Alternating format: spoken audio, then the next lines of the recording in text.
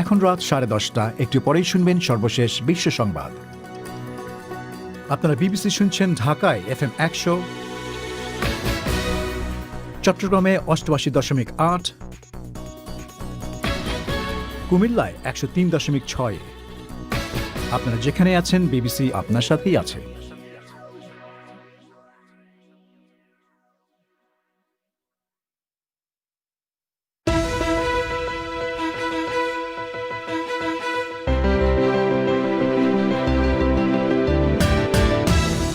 BBC বাংলায় এখনকার প্রধান খবর। ভারতের কাছ থেকে করোনার টিকা পেতে সমস্যা হতে পারে, এই খবরের পর বাংলাদেশ সরকার বলছে ভারতের সাথে চুক্তিতে কোনো ব্যত্যয় ঘটবে না। ভারত ছাড়া অন্য কোনো দেশ থেকে টিকা আনার কোনো বিকল্প চিন্তা কি রয়েছে? চায়নার কয়েকটা ভ্যাকসিন আছে এবং রাশিয়ান ভ্যাকসিনটা আছে, সেগুলো আমাদের চিন্তায় রাখা উচিত। এতে সুবিধাটা হলো যে যত বেশি অপশন গুলো থাকবে, তাহলে আমাদের একটা না পেলে আরেকটা, আরেকটা না পেলে আরেকটা, সেই সুযোগটা বেড়ে যাবে। শুনবেন সে সম্পর্কে। প্রান্তিক আয়োজনে থাকছে ফোন ইন। আপনাদের স্বাস্থ্য সম্পর্কিত প্রশ্নের জবাব দেবেন একজন বিশেষজ্ঞ। তবে শুরুতেই এখনকার মতো সর্বশেষ বিশ্ব সংবাদ।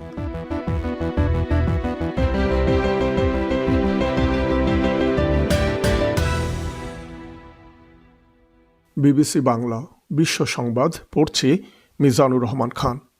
ব্রিটেনের এক আদালত আজ রায় দিয়েছে যে উইকিলিক্সের প্রতিষ্ঠাতা জুলিয়ান অ্যাসাঞ্জকে মার্কিন যুক্তরাষ্ট্রের হাতে সোপর্দ করা যাবে না। হাজার হাজার মার্কিন সামরিক ও কূটনৈতিক গোপন দলিল ফাঁসের অভিযোগে তাকে বিচারের মুখোমুখি দাঁড় করানোর চেষ্টা করা হচ্ছিল। মিস্টার অ্যাসাঞ্জের মানসিক স্বাস্থ্যের কথা উল্লেখ করে বিচারক রায়ে বলেন, মার্কিন কারাগারে মিস্টার অ্যাসাঞ্জ আত্মহত্যা করতে পারেন। ইরান সরকারের একজন মুখপাত্র বলছেন, তার দেশ ফর্দ পারমাণবিক কেন্দ্রে 20% ইউরেনিয়াম সমৃদ্ধকরণের কাজ শুরু করেছে। এটি হচ্ছে ইরানের দিক থেকে 2015 সালে সম্পাদিত চুক্তির সবশেষ বরখেলাপ, কারণ এই চুক্তি অনুযায়ী ইউরেনিয়ামের 20% পরিশোধন অনুমোদিত নয়। ইরানের বিপ্লবী গার্ড বাহিনী পারস্য উপসাগরে দক্ষিণ কোরিয়ার একটি জাহাজ আটক করেছে। হানকুক চেমি নামের ওই জাহাজের সব ক্রুদেরও বন্দী করা হয়েছে। ইরানের সূত্রগুলি বলছে, জাহাজটিতে 7,200 টন তেলজাত রাসায়নিক পণ্য বহন করা হচ্ছিল। পাকিস্তানের এক আদালত ঘোষণা করেছে যে কুমারিত্ব পরীক্ষা বেআইনি এবং সংবিধান বিরোধী। লাহোরের হাইকোর্ট বলছে, যৌন সহিংসতার মামলায় এই পরীক্ষার কোনো ফরেনসিক মূল্য নেই এবং এর মাধ্যমে নারীদের অবমাননা হয়। করোনা ভাইরাস মহামারীর জেরে শ্রীলঙ্কার অর্থনীতিতে 3.9% সংকোচন হওয়ায় সে দেশে বৈদেশিক মুদ্রার লেনদেনে কঠোর নিয়ন্ত্রণ আরোপ করা হয়েছে। শ্রীলঙ্কার কেন্দ্রীয় ব্যাংকের গভর্নর বলেছেন, মহামারীর ফলে গত বছর দেশের পর্যটন এবং বাণিজ্য নির্ভর অর্থনীতিতে রেকর্ড পরিমাণ ক্ষতি হয়েছে। আলজেরিয়ার প্রেসিডেন্টের ব্যঙ্গচিত্র ফেসবুকে পোস্ট করার দায়ে এক ব্যক্তিকে 3 বছর কারাদণ্ড দেওয়া হয়েছে। প্রেসিডেন্ট আব্দুল মজিদ টেবনের ব্যঙ্গচিত্র ফেসবুকে পোস্ট করার জন্য গত 8 মাস ধরে ওয়ালিদ কেচিদা আটক রয়েছেন। বিবিসি বাংলা রাতের আয়োজন পরিক্রমা শর্টওয়েভ ছাড়াও প্রচারিত হচ্ছে FM তরঙ্গে বাংলাদেশে প্রধান 10টি শহরে, আর ইন্টারনেটে এই অনুষ্ঠানটি লাইভ প্রচারিত হচ্ছে bbcbangla.com ওয়েবসাইট থেকে। অনুষ্ঠানের শ্রোতা বন্ধুদের সাদর আমন্ত্রণ জানাচ্ছি আমি মাসুদ হাসান খান। এখানে আপনাদের জানিয়ে রাখি, আজকের নিয়মিত ফোন ইনে করোনা ভাইরাস এবং বক্ষব্যাধি সংক্রান্ত আপনাদের প্রশ্নের জবাব দিবেন বাংলাদেশ বক্ষব্যাধি ইনস্টিটিউট এবং হাসপাতালের সিনিয়র চিকিৎসক ডক্টর কাজী সাইফুদ্দিন বেন নূর। আশা করি শুনবেন। অনুষ্ঠানের গোড়াতেই যেমনটা বলছিলাম যে সেরাম ইনস্টিটিউট অফ ইন্ডিয়াকে করোনা ভাইরাস টিকা রপ্তানি করতে দিল্লি সরকার নিষেধাজ্ঞা দিয়েছে। আজ এমনি একটি খবরে বাংলাদেশে দিনভর তুমুল হইচই হওয়ার পর বাংলাদেশ সরকার বলছে ভারতের কাছ থেকে অক্সফোর্ড অ্যাস্ট্রাজেনেকার টিকা পেতে কোনো সমস্যা হবে না। নিষেধাজ্ঞার খবর প্রকাশিত হওয়ার পর বাংলাদেশ তাৎক্ষণিকভাবে ভারতের সাথে যোগাযোগ করে। পরে স্বাস্থ্য ও পররাষ্ট্র মন্ত্রণালয় জানায় যে টিকা আমদানিতে ভারতের সাথে যে চুক্তি হয়েছে সেটির কোনো ব্যত্যয় ঘটবে না। কিন্তু জানুয়ারির শেষ কিংবা ফেব্রুয়ারির শুরুর দিকে বাংলাদেশ টিকা পাবে বলে উল্লেখ করা হলেও সুনির্দিষ্ট কোনো তারিখ এখনও জানা যায়নি। এ নিয়ে ঢাকা থেকে বিস্তারিত জানাচ্ছেন সংবাদদাতা মুন্নি আক্তার। অক্সফোর্ড অ্যাস্ট্রাজেনেকার ভ্যাকসিনটি ভারত সরকার দেশটিতে অনুমোদন দেওয়ার পর এ বিষয়ে স্থানীয় একটি টেলিভিশনকে সাক্ষাৎকার দেন ভারতে ভ্যাকসিনটির প্রস্তুতকারী প্রতিষ্ঠান সেরাম ইনস্টিটিউটের প্রধান নির্বাহী কর্মকর্তা আদার পুনাওয়ালা।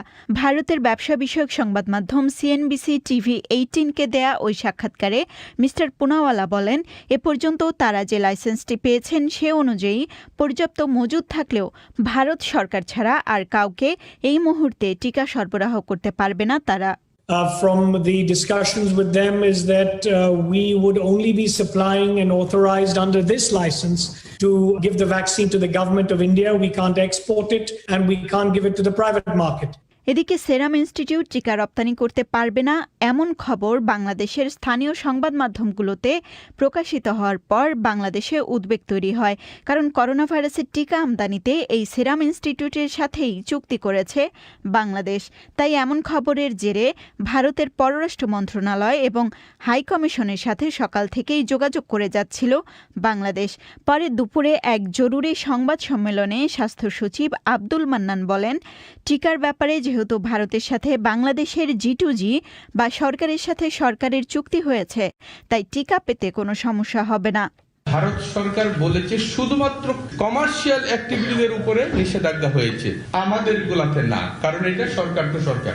এতদিন যাবৎ সিরাম ইনস্টিটিউট অফ ইন্ডিয়া নিজের দেশের সরকারের কোনো অনুমোদন পায়নি, গতকালকে তারা পেয়েছে।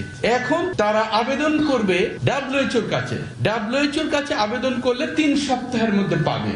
যদি 3 সপ্তাহের মধ্যে WHO-র অনুমোদন তারা নিয়ে আসতে পারে, তাহলে আমাদের সময় বলা ছিল ফেব্রুয়ারিতে পাবো। এখন তো ফেব্রুয়ারি মাস আসতে আমাদের 3-4 সপ্তাহ আছেই বাকি, কাজে ডিলে হওয়ার কোনো অবকাশ নাই। সংবাদ সম্মেলনে যোগ দেন বাংলাদেশের স্বাস্থ্যমন্ত্রী জাহিদ মালেকও। তিনি আশ্বস্ত করেন যে টিকা নিয়ে বাংলাদেশের সাথে ভারতের যে চুক্তি হয়েছে তা ব্যাহত হবে না। বিকেলে পররাষ্ট্রমন্ত্রী AK আব্দুল মোমেন এক সংবাদ সম্মেলনে জানান, ভারতের পররাষ্ট্র মন্ত্রণালয় জানিয়েছে যে বাংলাদেশের সাথে যে চুক্তি হয়েছে তা কার্যকর করা হবে।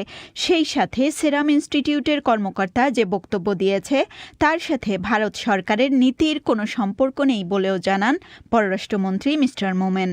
ভারতের পররাষ্ট্র মন্ত্রণালয় আমাদের জানিয়েছে আমাদের সাথে যে বাইলেটারাল এগ্রিমেন্ট করেছে এটা ইমপ্লিমেন্ট হবে।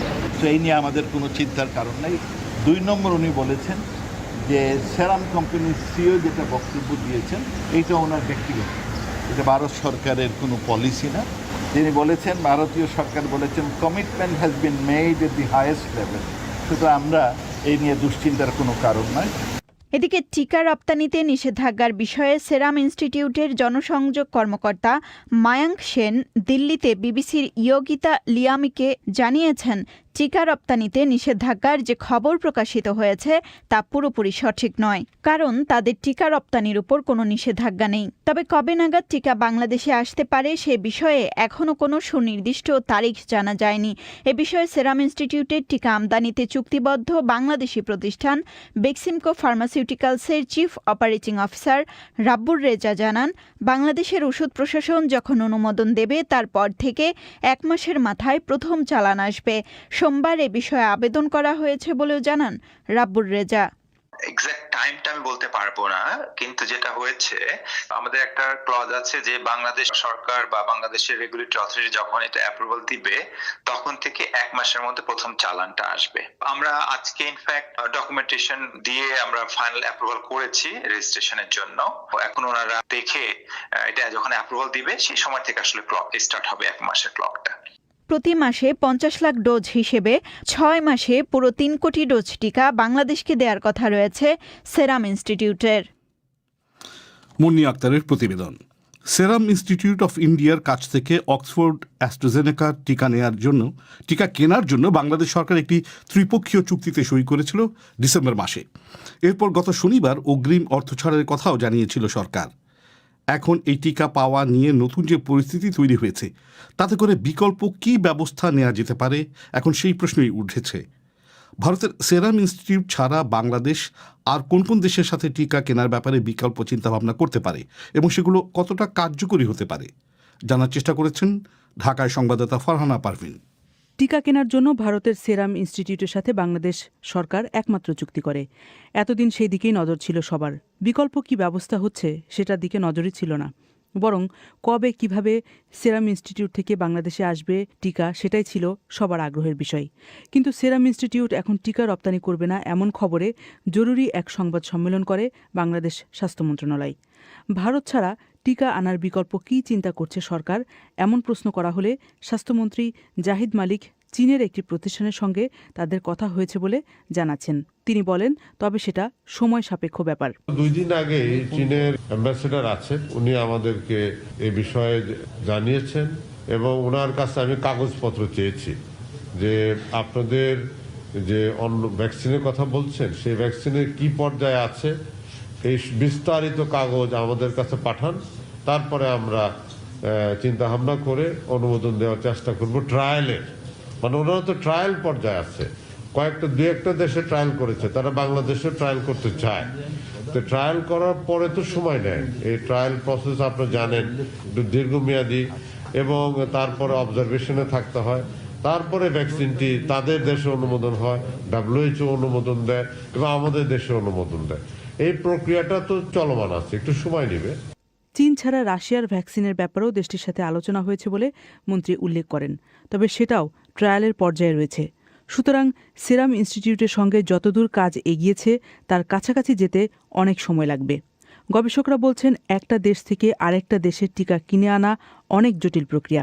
নাম প্রকাশ না করার শর্তে একজন বিজ্ঞানী জানাচ্ছেন, বিরাট জনসংখ্যার দেশ ভারত তাদের চাহিদা পূরণ না করে দেশের বাইরে টিকা রপ্তানি করবে না এমন শঙ্কা তাদের আগেই ছিল।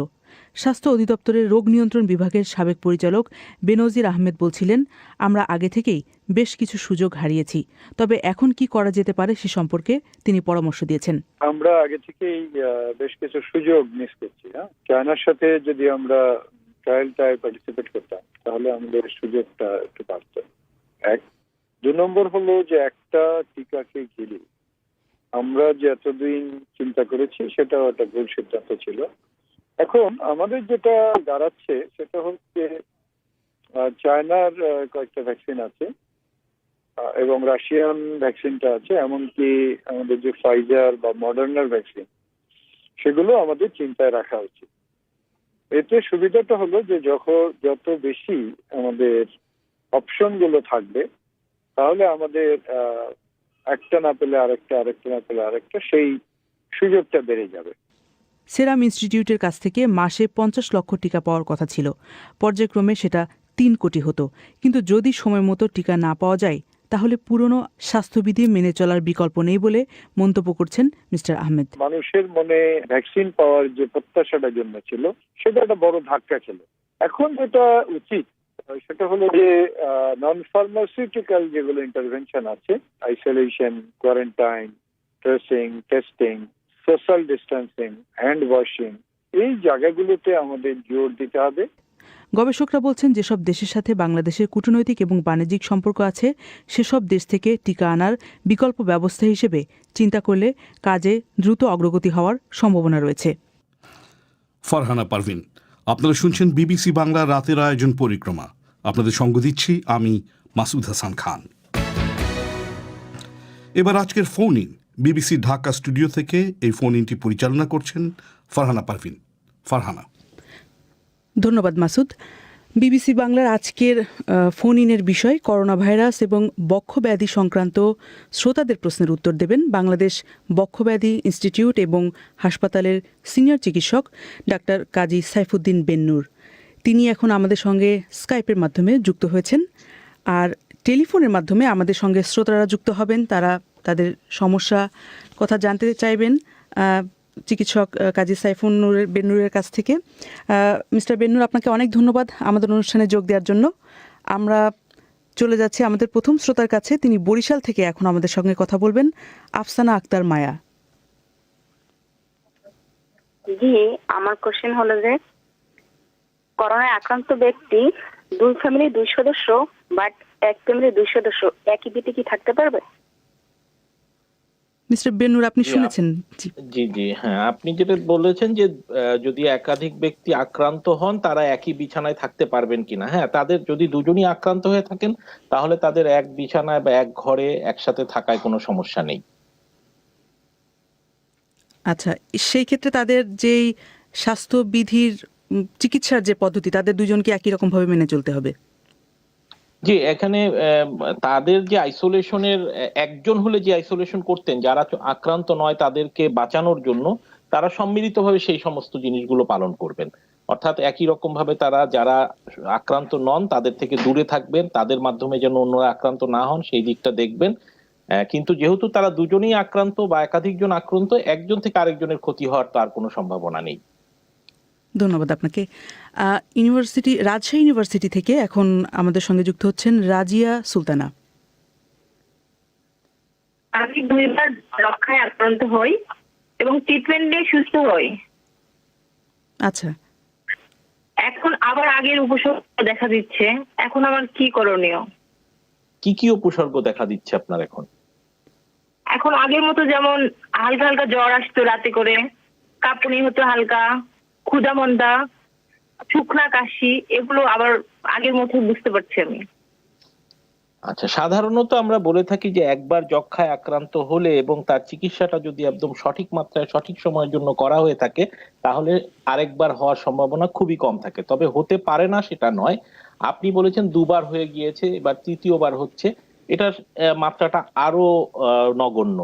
সেই ক্ষেত্রে আমি বলবো যে শুধুমাত্র জ্বর, ক্ষুধামন্দা বা কাশির জন্য এটাকে যক্ষ্মা না ভেবে আপনি একজন বিশেষজ্ঞের পরামর্শ নিন, বক্ষব্যাধি বিশেষজ্ঞের, এবং যক্ষ্মার যে সমস্ত পরীক্ষা নিরীক্ষাগুলো আছে এগুলো ভালোভাবে করুন, এবং এই সাথে এই ধরনের সমস্যা হওয়ার জন্য অন্য যে সমস্ত রোগ হতে পারে সেগুলোর ব্যাপারেও যাতে পরীক্ষা নিরীক্ষা করা হয় সে ব্যাপারটি দেখুন, তারপরে এটার ব্যাপারে চিকিৎসা নিন। আপনাকে অনেক ধন্যবাদ মিস্টার বেন্নুর। আমি একটি জিনিস যুক্ত করতে চাই, সেটি হচ্ছে যক্ষ্মার প্রসঙ্গ যেহেতু এখানে এসেছে, যক্ষ্মার টিকা বাংলাদেশে দেওয়া হয়, মানে সরকারি যে টিকাগুলো থাকে তার মধ্যে যক্ষ্মার টিকাটা প্রথমেই দেওয়া হয়। এই টিকা কতখানি আসলে কাজ করে, মানে একটা মানুষের পরপর 2বার হওয়া বা আবার সিমটম দেখা দেয়া? জি জি, এটা যেটা দেওয়া হয় যে বিসিজি টিকা যেটা দেওয়া হয়, আসলে বিসিজি টিকাটা 100% নিশ্চয়তা নয় যে এটি দিলেই তার যক্ষ্মা হবে না, তবে এটা একটা কমিউনিটিতে একটা মাস প্রোটেকশন তৈরি করে। সেই কারণেই এটি প্রত্যেকটি শিশুকে দিয়ে দেওয়া হয় যাতে এটার বিরুদ্ধে একটা প্রোটেকশন হয়, এবং দেখা গেছে যে এই কমিউনিটি লেভেলে এটাকে যদি বেশি মাত্রায় দেওয়া হয় তবে সেই কমিউনিটিতে যক্ষ্মার আক্রমণের হারটা অনেক কমে আসে, সেই কারণেই এটা দেওয়া হয়। কিন্তু এই টিকার মাধ্যমে সম্পূর্ণরূপে যক্ষ্মা থেকে কাউকে মুক্ত করা সম্ভব হয় না। অনেক ধন্যবাদ। রুবেল হোসেন এখন কথা বলবেন ঝালকাঠি থেকে। রুবেল হোসেন, আপনি শুনতে পাচ্ছেন? ওয়ালাইকুম আসসালাম, বলুন আপনি।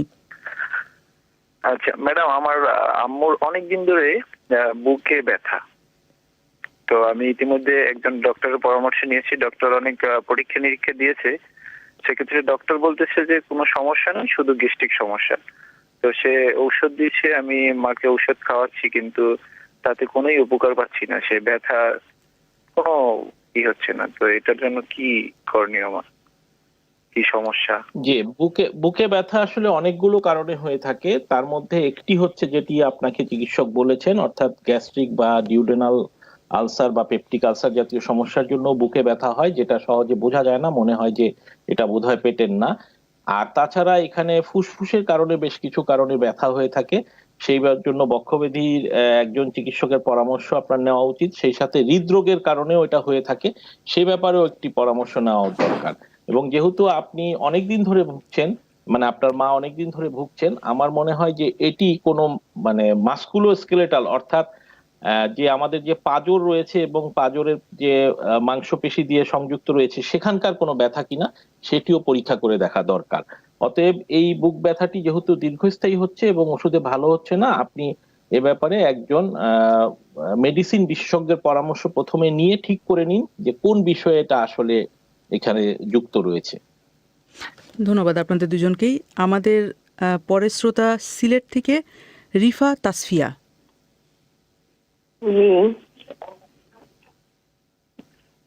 হ্যালো হ্যালো, আমরা শুনতে পাচ্ছি, আপনি বলুন। আমি রিফা তাসফিয়া বলছিলাম সিলেট থেকে। বলুন।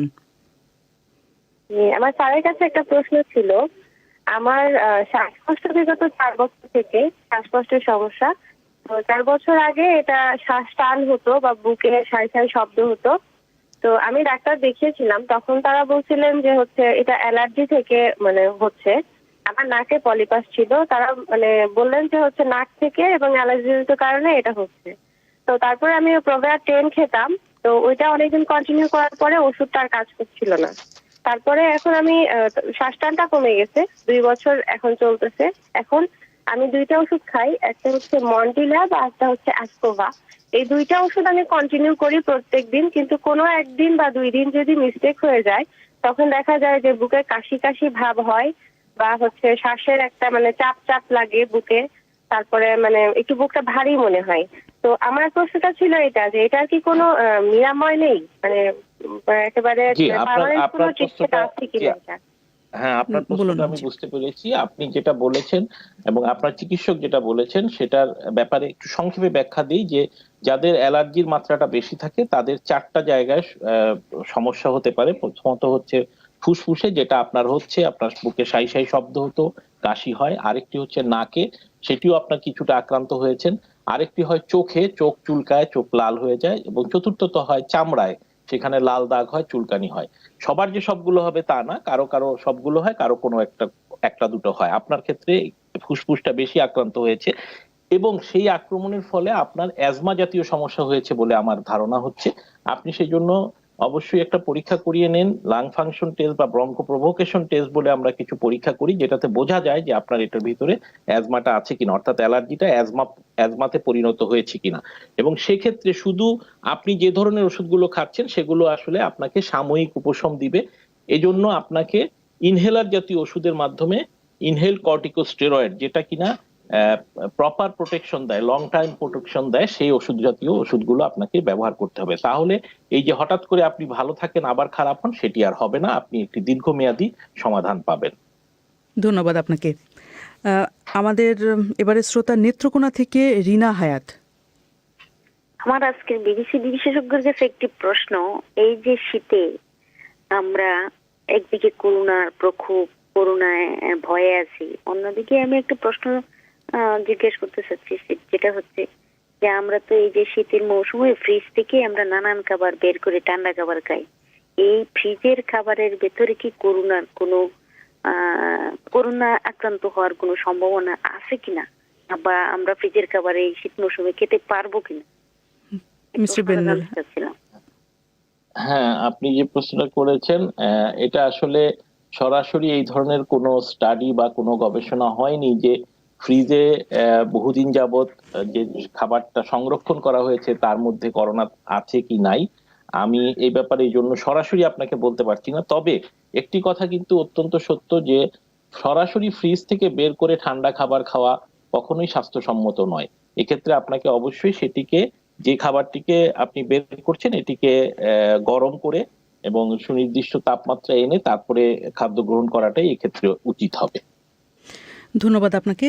শ্রোতাদের অনুষ্ঠানে এ পর্যায়ে মনে করিয়ে দিচ্ছি, আজকে করোনা ভাইরাস এবং বক্ষব্যাধি সংক্রান্ত যে কোনো প্রশ্নের উত্তর দিচ্ছেন বাংলাদেশ বক্ষব্যাধি ইনস্টিটিউট এবং বাংলাদেশ হাসপাতালের সিনিয়র চিকিৎসক ডাক্তার কাজী সাইফুদ্দিন বেন্নুর। আমাদের পরের শ্রোতা যোগ দিচ্ছেন ঢাকা থেকে মুক্তার হোসেন। আসসালামু আলাইকুম। ওয়ালাইকুম আসসালাম। আমি মূলত করোনা পেশেন্ট। 2 তারিখে আমার 22 দিন পরে আর কি করোনা নেগেটিভ আসে, কিন্তু এখনো আমার কাশি আছে এবং একটু ঠান্ডা লাগলে কাশির মাত্রাটা বেড়ে যায় আর কি।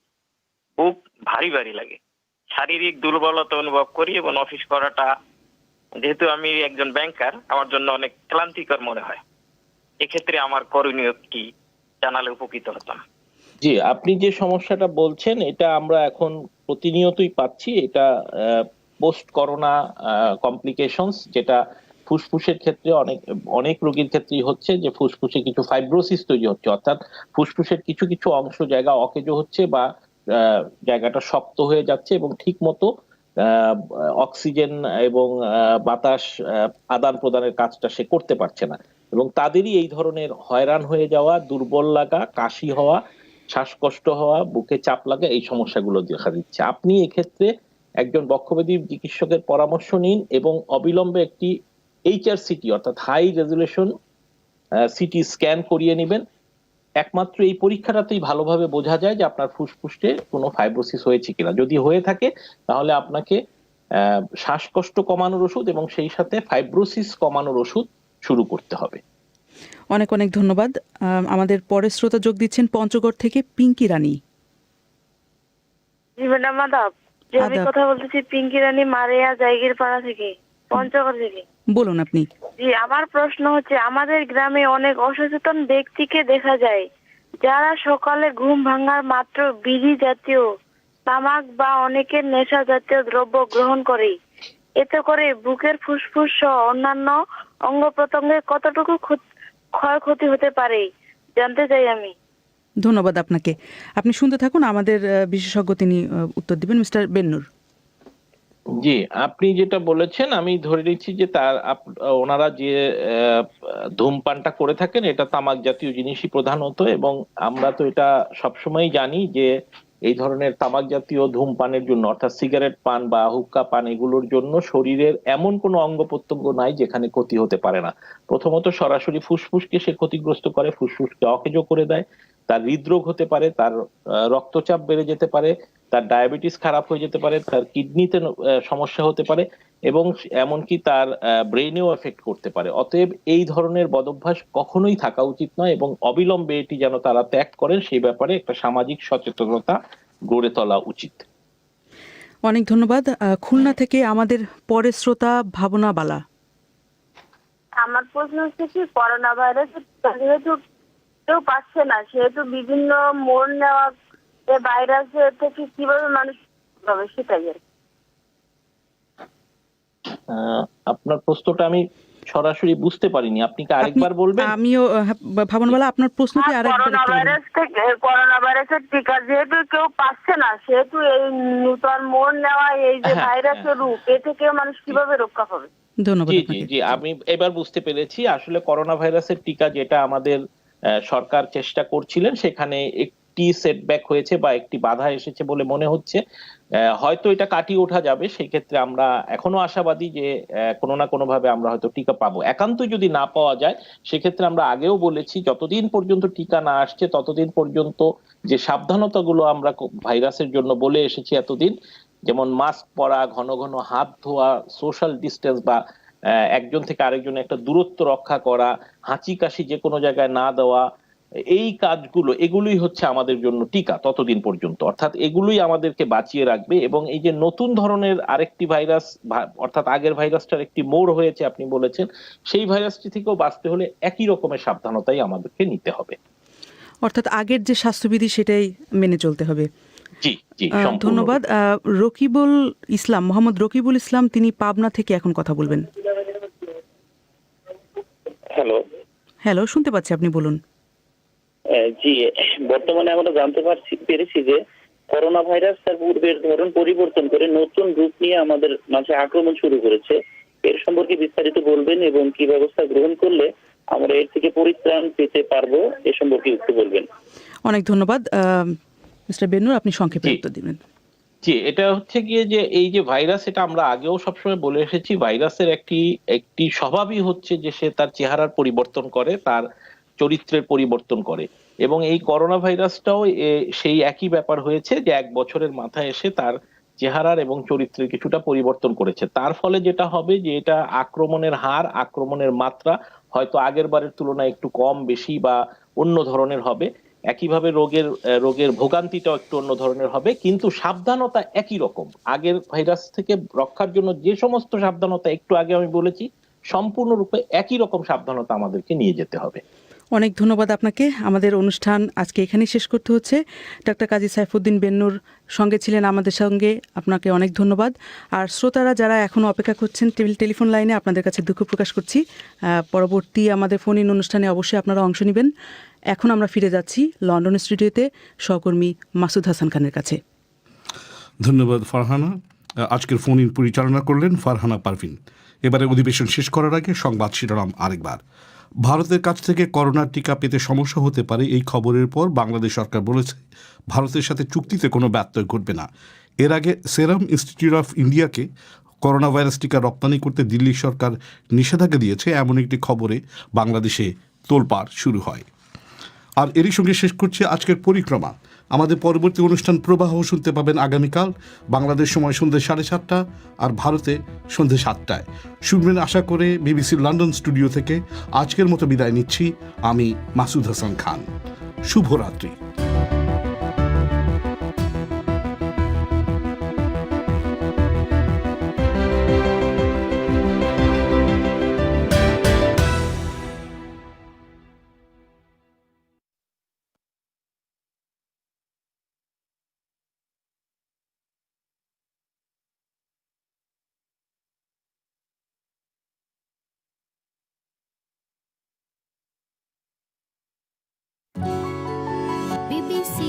This is the BBC.